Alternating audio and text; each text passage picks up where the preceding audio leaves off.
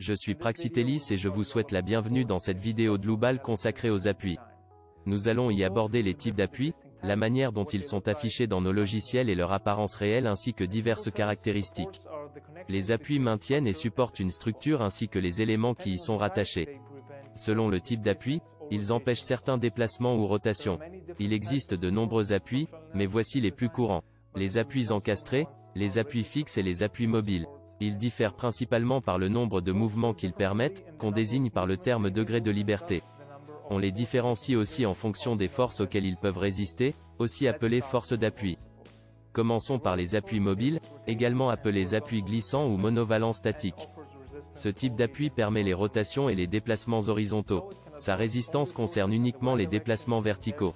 Par conséquent, il absorbe seulement des forces dans la direction Y et n'a donc qu'une force d'appui. Ces appuis sont souvent utilisés dans la construction de ponts. Voyons maintenant les appuis fixes. Ce type d'appui empêche tous les déplacements, mais permet les rotations. En d'autres termes, il peut absorber les forces dans les directions X et Y seulement et possède deux forces d'appui. Les assemblages simples utilisés pour les structures en béton ou en acier sont souvent considérés comme des appuis fixes. On les appelle également des appuis articulés. Enfin, nous avons les appuis encastrés. Ce type d'appui bloque aussi bien les rotations que les déplacements. Cela signifie qu'il peut absorber les moments et les forces dans les directions X et Y. Les appuis encastrés présentent ainsi trois forces d'appui. Les assemblages pour balcon constituent une application classique d'appui encastré.